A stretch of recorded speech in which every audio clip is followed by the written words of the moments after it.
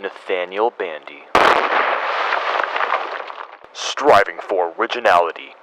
Hello everyone! Today we are going to have some fun and talk about the coolest tracks in Mario Kart DS.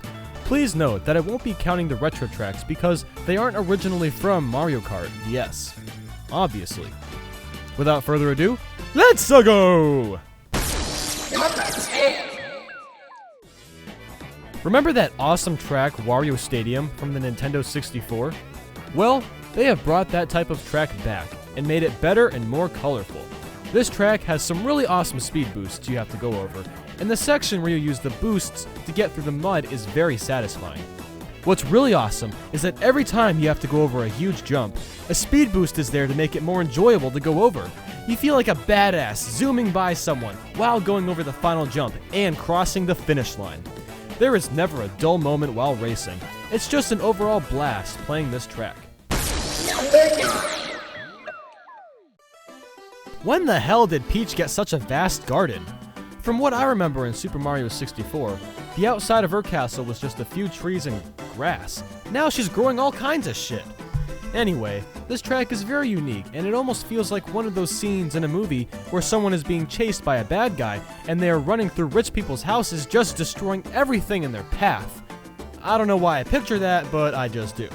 The turns are pretty challenging to make if you don't know how to drift, but drifting around them is very fun to do. The section with the chain chomps keeping guard of the garden isn't all that difficult, but I love how Nintendo replaced the chains with item boxes. That was a great touch. Number 8.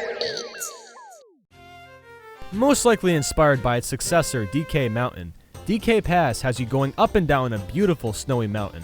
While this is a very challenging track with lots of sharp and quick turns, it's still a joy to play. There is a little shortcut on this super steep hill, and it contains a very special item box. This item box only contains triple mushrooms or stars. Freaking tumbling scraggle awesome! The final jump at the end is really fun to drive off of, but these snowmen can be a doozy to dodge if you launch yourself straight into a drift. This is a very pretty course. It was so good that they brought it back to Mario Kart 7.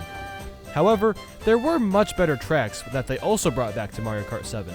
So let's continue on, shall we? Number 7. My guess is that you are ridiculously surprised to see the infamous Rainbow Road on a top 10 list that is nowhere near the number 1 spot. But when it comes down to it, there really isn't much innovation going on here. This track has two big innovations, a spiral and a loop. Both are a first to Mario Kart, and they are really cool to have, but that's all this track has to offer when looking at the coolness.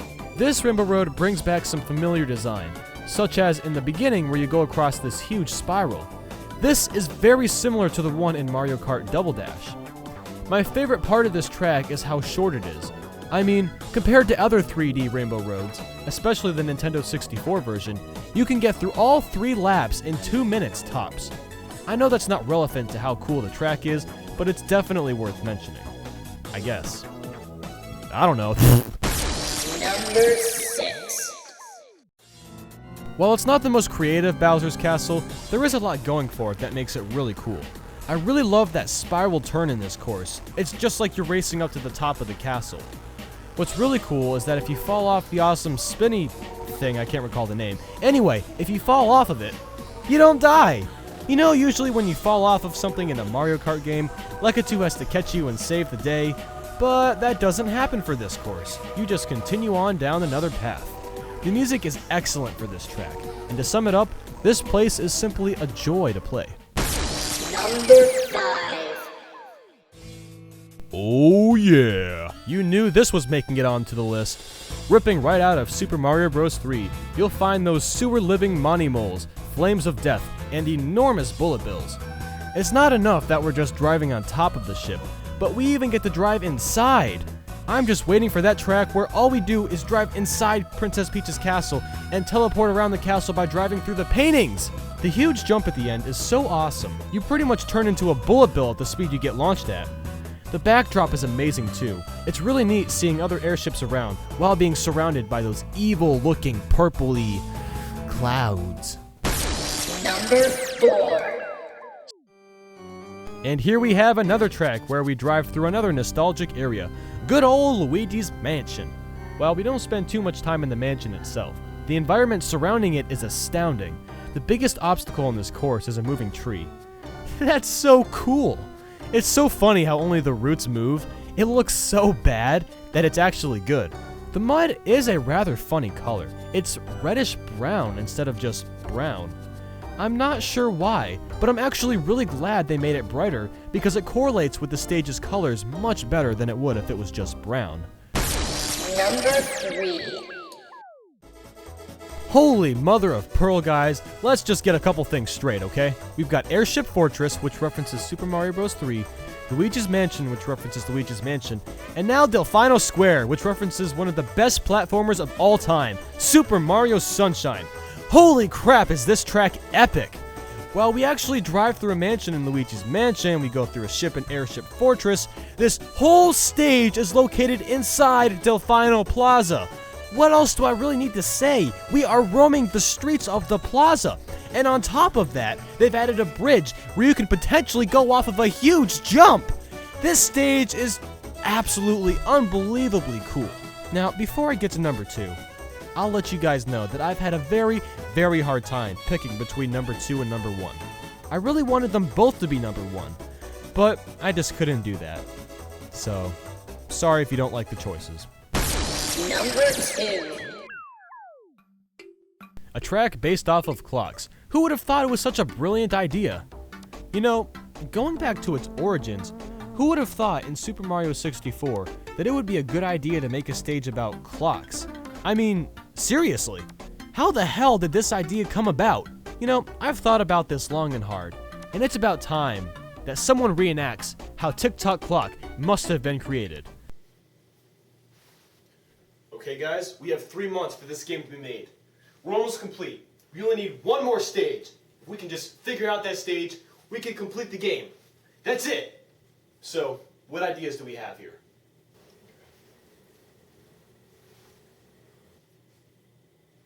Come on, ideas guys. Ideas. We need an idea. Just give me something. Any ideas? Come on! You. What's your idea? Oh, how about another water stage? No! Not another water stage! We already have 2 in this game, you idiot! Nobody likes water stages! You're fired! And what about you? Me? Okay. How about a stage that takes place in a vacation resort? Are you kidding me? Oh, I meant to say, what about in space? What are you smoking? Do you really think a Mario game would actually work with vacation levels or space in it? Do you honestly believe that? Does that make any sort of sense in any way whatsoever? Well, look. I understand that you have 3 kids, 2 dogs, 4 cats, 5 grandkids, 2 wives, and an old grandmother to take care of. But that doesn't mean that I'm gonna let you stay here. Please, sir, I'm trying. I need this job. I need this job, man. I need this. I'm trying. Then give me a goddamn idea! My God, how hard is this, guys?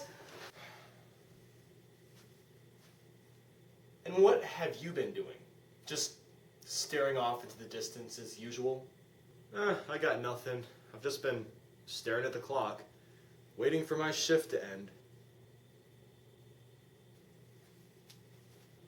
Oh, really? You're just wasting your time staring at a clock. Is that what you're doing? Is that what you're doing? Well, tell me, do you care about a job?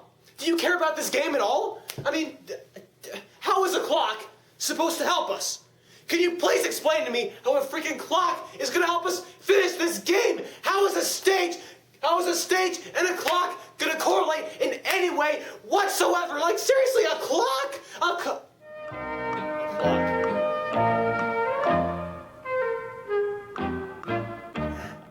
That's it! Ladies and gentlemen, we are going to make a stage about a clock. I think I had too much fun with that. In conclusion, this stage is fun to play and uses lots of clock elements, which make it fun. I'm sure you all know what number 1 is, so let's get to the obvious. And now, the number 1 coolest Mario Kart DS track is... Quite possibly the most creative concept for a racing game ever. Waluigi Pinball has you in a freaking pinball machine. This stage, in my opinion, has the catchiest music, the most absorbing graphics, a perfect difficulty level, and plenty of fun jumps to go over. This stage is so special that all the sound effects from the item box and boosts are customized to complement the music, just for this track.